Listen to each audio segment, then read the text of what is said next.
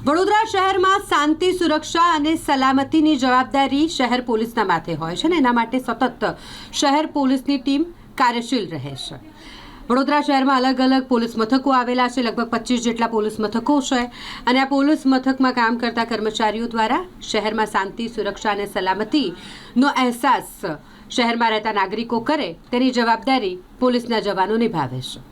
Police જવાનો દ્વારા અલગ અલગ કાર્યવાહી કરવામાં આવતી હોય છે, તેમાં ઘણી વખત પોલીસ દ્વારા ગુનામાં સંડોવાયેલા વાહનો સહિતનો મુદ્દામાલ કબજે કરાય છે। ત્યારે આજે આપણે વાત કરીએ શહેર પોલીસ દ્વારા જે વાહનો જપ્ત કરાય છે તે વિશે। આ વાહનોની શું હાલત થાય છે અને તેની હરાજી ક્યાર સુધી નથી થતી તે વિશે આજે વાત કરવી છે। વડોદરા શહેરના અલગ અલગ પોલીસ મથકની તમે મુલાકાત લો તો એની આસપાસ તમે જોયું હશે કે ભંગારની જેમ વાહનો પડ્યા હોય। એ વાહનો કયા છે સવાલ તમને થતો હશે। આ એ વાહનો છે કે જેને પોલીસ દ્વારા જપ્ત કરી લેવામાં આવે છે। ગુનો કરવા માટે વપરાતું વાહન હોય અથવા તો ચોરી કરાયેલ વાહનો જેને પોલીસ દ્વારા જપ્ત કરાઈ ઘણી વખત કાયદાકીય પ્રક્રિયા કરી અને આ વાહનોને છોડાવી લેવામાં આવે છે, પરંતુ મોટાભાગના હત્યાના, લૂંટના કે પછી ગુજસી ટોકના ગુનામાં જે વાહનો જપ્ત કરવામાં આવ્યા હોય તેવા વાહનો કોઈ છોડાવવા માટે આવતું જ નથી અને આ વાહનો વર્ષો સુધી પોલીસ સ્ટેશનની પાસેની કોઈ પણ જગ્યામાં પડ્યા રહે છે। પોલીસ સ્ટેશનની નજીકની જે ખુલ્લી જગ્યા હોય ત્યાં તમને આ પ્રકારના વાહનો ધૂળ ખાતા નજરે પડશે। તે વાહનોના હરાજી કરવામાં આવે છે પોલીસ દ્વારા, પરંતુ બહુ સમય પછી કરવામાં આવે છે। જ્યારે આ વાહનો ભંગાર બની જાય છે ત્યારે તેની હરાજી થાય છે અને પછી ભંગાર જેટલો જ ભાવ વાહનોનો મળતો હોય છે। અત્યારે વાત કરીએ સ્પાર્ક ટુડે ન્યૂઝની ટીમે મુલાકાત લીધી હતી કારેલીબાગ પોલીસ સ્ટેશનની। આ કારેલીબાગ પોલીસ સ્ટેશન પાસે પણ તમે જોશો કે ઘણા બધા વાહનો જે ધૂળ ખાઈ રહ્યા છે, જેની આજુબાજુ જાડી ચાખરા ઉગી ગયા છે, ત્યાં એક પોલીસની વાન પણ છે કે જે પણ ધૂળ ખાઈ રહી છે।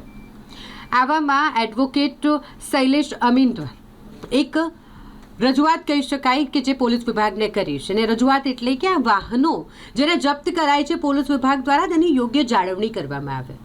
જો યોગ્ય જાળવણી કરવામાં આવશે તો પછી ભલે ને થોડા વર્ષો પછી કોઈ એને છોડાવવા ન આવે, પરંતુ જ્યારે એની હરાજી થાય તો યોગ્ય રકમ પોલીસ વિભાગને મળે અને તેને પ્રજાના હિતના કામોમાં ઉપયોગમાં લઈ શકાય, પોલીસ વિભાગના કોઈ કામમાં ઉપયોગમાં લઈ શકાય તેવી એક રજૂઆત એડવોકેટ શૈલેષ અમીન દ્વારા કરવામાં આવી છે। આ જે વાહનો છે જેને પોલીસ દ્વારા જપ્ત કરવામાં આવે છે તે અહીં ધૂળ ખાઈ રહ્યા હોય છે, પરંતુ જો તેની યોગ્ય જાળવણી કરવામાં આવે, તેને યોગ્ય રીતે સાચવવામાં આવે તો આ પરિસ્થિતિમાં આ વાહનો ન રહે અને જ્યારે પણ તેની હરાજી પોલીસ વિભાગ કરે ત્યારે તેની યોગ્ય રકમ મળી રહે। વડોદરાના તમામ પોલીસ સ્ટેશનોમાં જોશો તો વાહનોનો ખડકલો ધૂળ ખાતો જોવા મળશે અને સડી ગયેલી હાલતમાં જશે, ઝાડપાન ઉગી ગયેલા દેખાશે।